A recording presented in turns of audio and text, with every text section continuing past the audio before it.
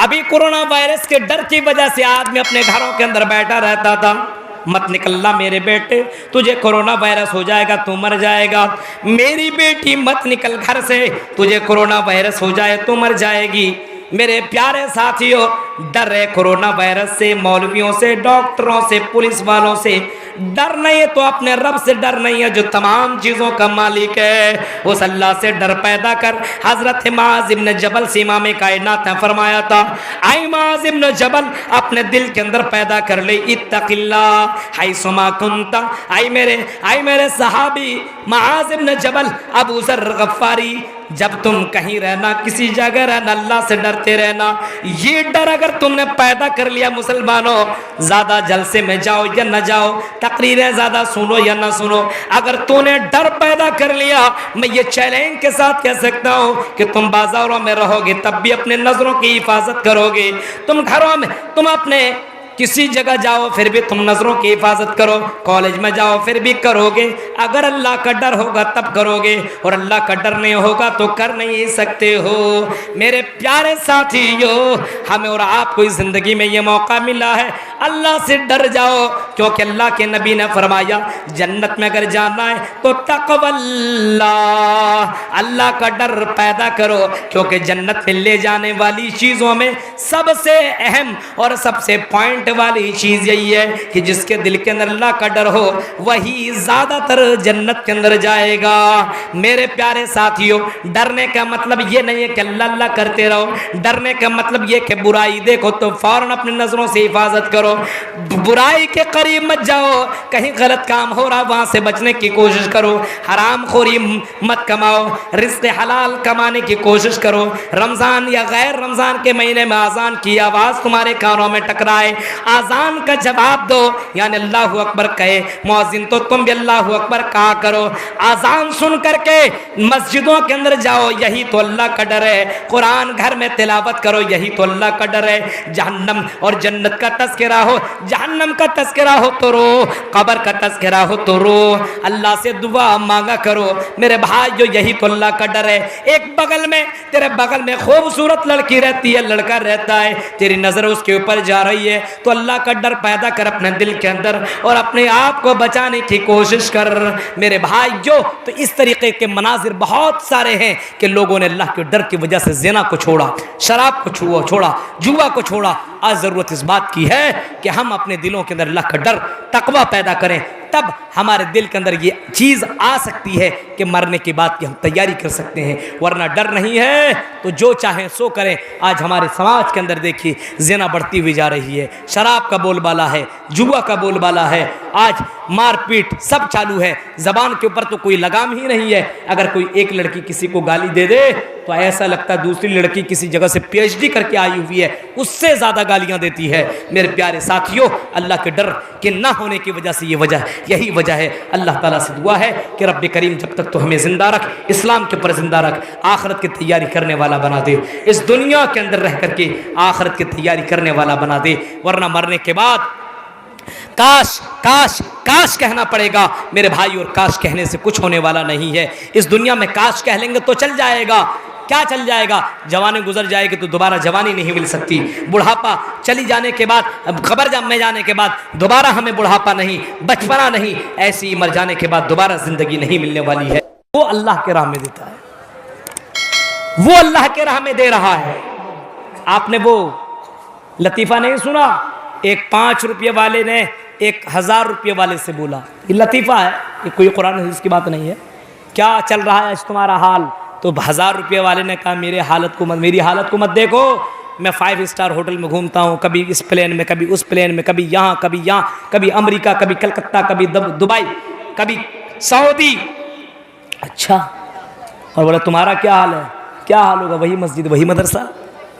मुझको मस्जिद में दिया जाता है, फिर मदरसा में दिया जाता है, मस्जिद में फेंका जाता है, मदरसा में दिया जाता है। ये हाल है हमारी इस कौम का कि जिसको मालूम होना चाहिए आखिरी वक्त मरने के समय इंसान कहेगा वन्फिकू मिम्मा रज़क़नाकुम मिन क़ब्ल अन यातिय अहदकुमुल मौत फयक़ूला रब्बी लौला अख़रतनी इला जलिल करीब फसद्दक़ व कुम मिनस सालिहीन। ऐ मुसलमानों, अल्लाह के राह में खर्च कर लो। ऐ मुसलमानों, अल्लाह के राह में दे दो, कुछ माल अल्लाह के राह में दे दो। नबी ने अपनी जिंदगी में मालों को अल्लाह के राह में खर्च किया। कभी फरमाया अबू जर, अगर अल्लाह ताला मुझे सोने के पहाड़ अता कर दे, सोने के पहाड़ मुझे दे दे, तो मैं सोने के पहाड़ को 2 दिन से ज्यादा नहीं रखूंगा, यानी सोने के पहाड़ को भी मैं अल्लाह के राह में खर्च कर दूंगा, अपने पास रखना गवारा नहीं करता। ये नबी अकरम क्यों? क्योंकि मुझे ये मैं माल अल्लाह के राह में खर्च करूंगा, मुझे अल्लाह ताला इससे कई गुना ज्यादा बढ़कर के देगा। ये नबी अकरम कह रहे हैं। सहाबा कराम ने अल्लाह के राह में खर्च किया, मालों को कुर्बान कर दिया, अपना पूरा पूरा माल अल्लाह के राह में दे दिया। ऐ मुसलमानों, उसे यकीन था मरने के बाद मुझे 10 गुना, 20 गुना, 700 गुना और इससे कई गुना ज्यादा मुझे मिलने वाला है। आज मुसलमानों को यकीन नहीं है। आज तुम घरों पे घर बना रहे हो, बिल्डिंग पे बिल्डिंग बना रहे हो, गाड़ियों पे गाड़ियां ले रहे हो, लेकिन जब मस्जिद की तामीर की बात आए तो आज हम अपने जेबों से पैसा नहीं निकाल रहे। हालांकि कुरान कहता है मरते समय इंसान की जब रूह निकल रही है, बॉडी से रूह परवास करने वाली है, ऐसे मौके पे ऊपर देखते हुए नजरें आसमान की तरफ और फरिश्ते के ऊपर इंसान नजरें करता है और कहता अल्लाह फसद्दक़ व कुम मिनस सालिहीन। अल्लाह थोड़ी सी मोहलत दे दे, थोड़ा सा मौका दे दे, बैंक से पैसा ले आऊं, मैं फला से पैसा ले लो और तेरे राह में खर्च कर दो, मस्जिद में पैसा दे दो, मदरसा में पैसा दे दो, यतीम को पैसा दे दो। अल्लाह मुझे थोड़ी सी मोहलत दे दे, थोड़ा सा चांस दे दे।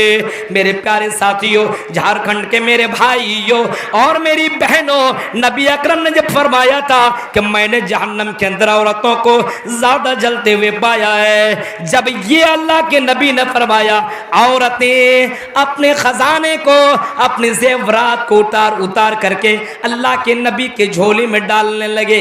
लीजिए लीजिए अल्लाह के नबी, ये सदका खैरात ले लीजिए। मेरे प्यारे साथियों, उसे यकीन था कि मरने के बाद मुझे अल्लाह के सामने मुझे खड़ा होना पड़ेगा। तो मेरे प्यारे साथियों, अभी थोड़ी देर के लिए मस्जिद की तामीर के सिलसिले में भी चंदा होना है और बहुत लंबी गुफ्तगू भी मुझे नहीं करनी है। 1 घंटे की मुझे मौका दिया गया था, 1 घंटे का और उतना हो चुका है। मेरे प्यारे साथियों, फिर मेरे बाद मौलाना जर्जीज को भी तकरीर करनी है। मेरे प्यारे साथियों, आपसे हमारी गुजारिश है, इस जिंदगी में एक चांस आपको मिला हुआ है, सदका और खैरात कर लीजिए, अल्लाह के राह में दे लीजिए, नमाज़ें पढ़ लीजिए, रोज़ा रख लीजिए और रमज़ान का जो महीना आने वाला है उसके लिए भी दुआ कर लीजिए कि अल्लाह हमें रमज़ान जैसा महीना नसीब अता फरमा। रमज़ान के महीने में हमें ज़्यादा से ज़्यादा इबादत करने वाला बना और मुकाबला कीजिए, कुरान की तिलावत ज़्यादा से ज़्यादा कीजिए, रमज़ान में जागने की कोशिश कीजिए और सिर्फ 1, 2, 3, 4 रातें जागने की ज़रूरत नहीं है। मेरे प्यारे साथियों, रात में जाग करके इबादत करने वाले के अल्लाह के नबी ने फरमाया कि अल्लाह ताला कल क़यामत में ऐलान करेगा, ऐ मेरे बंदो जो रात में जागा करता था, आओ जन्नत के दरवाजे उसके लिए खुले हुए हैं। वसल्लु बिल्लैलि वन्नासु नियाम तदखुलुल जन्नत बिसलाम, जन्नत के अंदर सलामती के साथ दाखिल हो जाओ।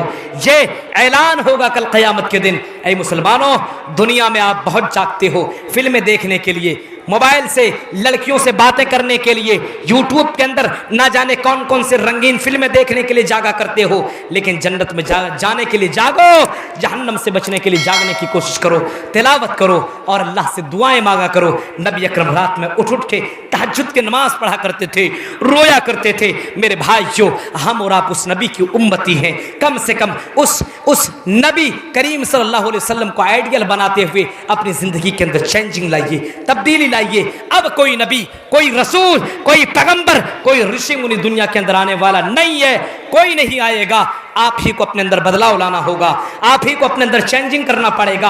आपके बच्चों को आपको पर्दा कराना होगा, आपको अपने बच्चों को बताना होगा मेरा बेटा मुझे भी मरना है, तुझे भी मरना है। नबी अकरम जब कह रहे हैं मेरी बेटी, आए मेरी बेटी सलूनी मिन माली, जो भी लेना है ले लो, मांगना है मांग लो, मेरी बेटी पैसा मांगना है तो मांग लो। मेरी बेटी मरने के बाद अगर तूने दुनिया के अंदर नेक अमल नहीं किया, मेरी बेटी तो कल क़यामत के दिन मैं भी तुम्हें काम नहीं आऊँगा। मेरे प्यारे साथियों, आप भी अपने बेटियों से कहो, आप भी अपने बेटों से कहो, यानी नेक अमल की तैयारी कर लो, कल क़यामत के दिन की तैयारी कर लो, नेक अमल करने की कोशिश करो।